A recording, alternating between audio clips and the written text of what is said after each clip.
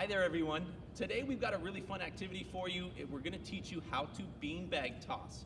Now, once we teach you the skill of the underhand toss, we're going to show you how to play a game at home known as beanbag toss, bags, cornhole, goes by a bunch of different names. But we'll teach you the skill first, then we'll teach you how to play, and finally we'll teach you the scoring. Don't worry about if you have all the equipment at home. We're going to show you how to use some household items to create this.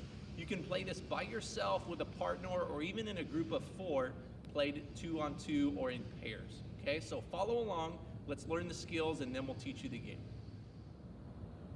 This is the skill of the underhand toss using a beanbag. We're going to show you 2 from the front and 2 from the side.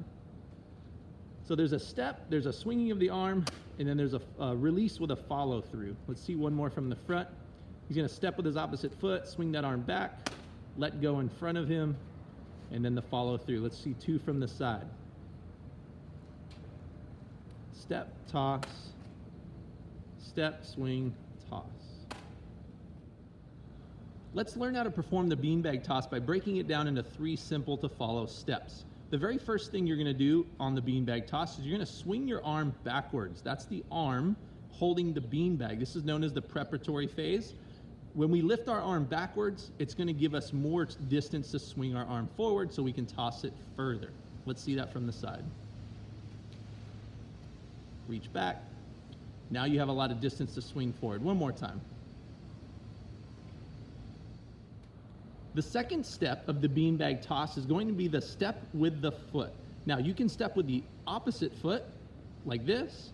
So he's got the bag in the right hand. He's going to step forward with the left foot. One more time, please. Swing back and step, and then let's see it from the side.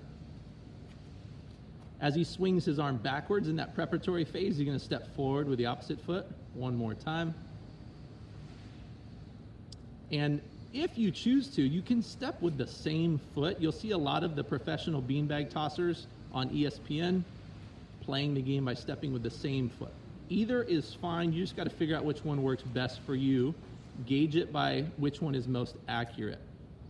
So this would be same step. One more.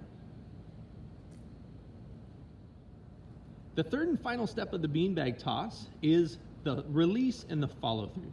So we've got the swing back of the arm, we've got the step, and now as you swing your arm forward, you're going to release the bag in one smooth motion. Now the faster you swing your arm forward, the farther the beanbag will travel.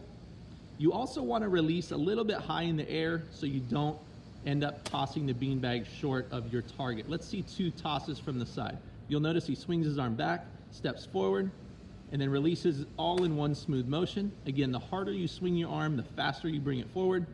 When you release nice and high, the beanbag will travel further. Let's see all 3 put together in one smooth motion. We're looking for that arm swing backwards. We're looking for the step going towards our target. And then we've got a nice forceful arm swing coming forward with a high release point. We want the beanbag to travel like a rainbow arc. Now that you've learned how to underhand toss, let's find out what we can use around the house to create our own beanbag toss game. Mrs. Worrell has a couple of small beanbags here, but she could just as easily grab a pair of rolled up socks or something kind of lightweight that won't bounce too far. And she's also taken some chalk, and she's made 3 circles on the ground, a large, a medium, and a small. And you could number these. The large circle could be 1 point, the medium circle could be 2 points, and the small circle could be 3 points if you want to keep score. You can play this game by yourself or with a partner. And what she's going to do is she's going to practice that tossing motion, swinging the arm back, stepping forward, and then swinging through. And she's just going to practice her accuracy and her distance. It's okay if you miss, but you can decrease and increase the difficulty by either standing closer to make it easier for you or standing farther if you want to make it harder. This is a good beginner level for someone who doesn't have the cornhole equipment like the board and the large beanbags.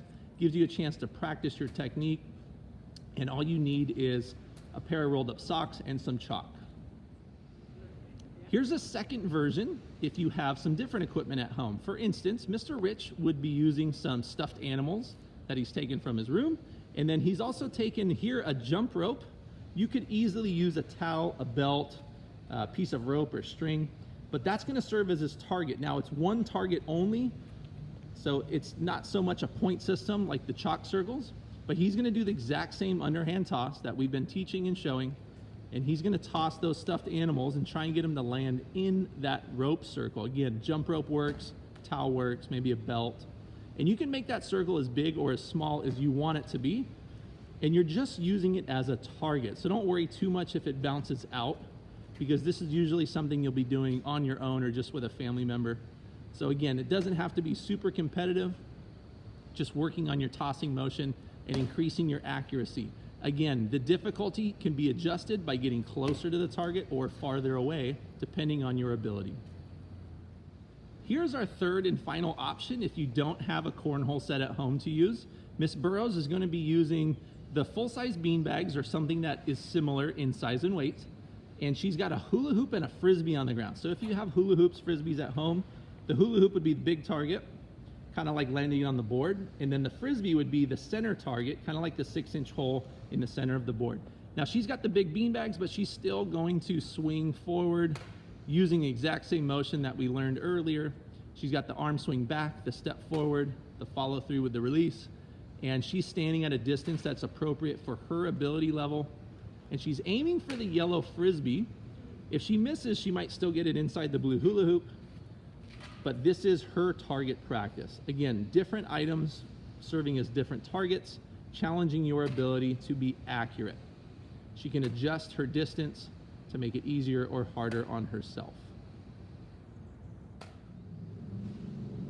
Here is the full game of cornhole. Now you can do this by yourself. You do not need another partner to play. Typically what happens is you have the board with the hole in the center. You're going to stand as far away as you are comfortable. Again, my younger students, TK, kinder, first grade, closer is going to be better for you because you're going to get more success. Older students, stand farther away so that you can challenge yourself. But we're using that underhand tossing motion. Typically you have 4 bean bags, and you're simply aiming for that center hole. There is points, 3 points for getting it in the center hole, and you get 1 point if the beanbag stays on the wood. You do not get any points if the beanbag bounces on the ground first and then lands on the board. Here's how you can play cornhole with one other person. So this would be a competitive game, Miss Burrows versus Mr. Arriaga. You can see we have the boards placed a good distance apart. Technically, 27 feet is the exact distance for a game of cornhole or beanbag toss. Each player has 4 different color bags. That way they do not confuse whose are the black and whose are the gold, or whatever color you have. But one of the rules about cornhole is you have to toss from the side of the board. You can stand on either side you want, but you are not allowed to step past the end of the board. So let's see that from Mrs. Burrows. When she steps, she has to remain on the side of the board. Now, as she tosses, she's aiming for the board. She's aiming for the very center, that little 6-inch circle. And again, the circle is 3 points. The board, if you get it to stay on, is 1 point. So you do want to make sure that when you're playing with someone, you're not standing right next to the board. That way, if they miss, you don't get hit. And you simply take turns tossing your 4 beanbags. Here is our final version. This is the actual game of cornhole. It's played in pairs. So we have a 2-on-2 game. And the boards, I said earlier, are spaced exactly 27 feet apart. Each team has their own color beanbags. And you have 4 of your beanbags. So there's 4 tosses. You're aiming for the 6-inch center hole. That is worth 3 points if you get it in. And if it lands on the board and stays on the board, you're going to get 1 point for that. Now, I said earlier that you're supposed to toss from the side of the board. You are not allowed to step in front of the board on your step into your toss. You also have to make sure that the people on the other side are out of the way so that you can safely toss without hitting them.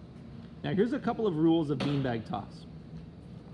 The scoring is a little unusual. We usually play to 21. So the first team to accumulate 21 points would win. However, they use a system of scoring called subtraction. What this means is if Miss Burrows and Mr. Rich are a team, and Mrs. Worrell and Mr. Arriaga are a team. If Miss Burrows on her tosses accumulates 5 points, and Mrs. Worrell accumulates 7 points, Mrs. Worrell would subtract Miss Burrows' 5 points from her 7, so she would end up with 2.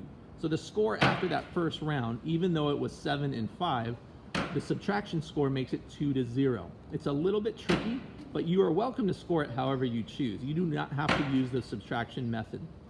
But notice how they're taking turns. So Miss Burrows stands on the right side of her board, or sorry, the left side, and then Mr. Rich is standing on the right side of his. So you toss from the same side that your partner is on, and then you simply take turns back and forth. This makes sure that you don't have to pick up the beanbags and walk them back after each round.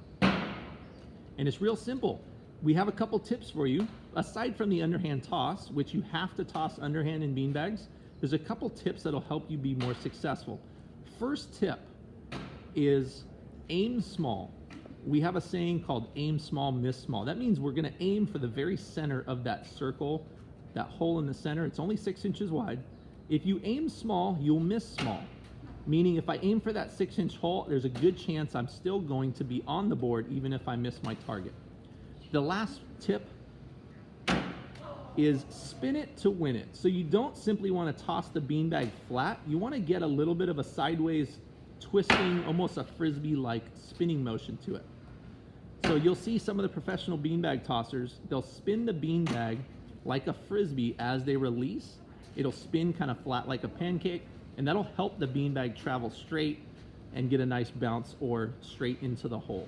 So aim small, miss small, and spin it to win it. This is cornhole or beanbag toss or bags. Again, it has multiple names. If you have one person, if you have 2 people, if you have 4 people, this game can be played with all sorts of combinations. So try building your own at home. Using chalk, using hula hoops, using frisbees or ropes or towels or belts. Use anything you have that can mimic a beanbag, like a stuffed animal, a rolled up pair of socks, and have some fun with this. If you're looking for a real challenge, try tossing with your opposite hand. That would be your non-dominant hand. That'll provide a significant challenge for those of you who are pretty good at the underhand toss already. Thank you for joining us for Beanbag Toss today. I hope you learned a little bit about how to underhand toss, and you learned some options for playing a game of beanbag at home with your family. We'll see you next time.